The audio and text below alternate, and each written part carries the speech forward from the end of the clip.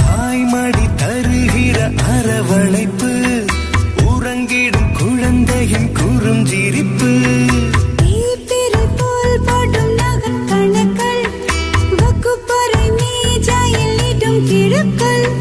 cellphone சினுங்கிட குவிகிற கவனம், அன்பே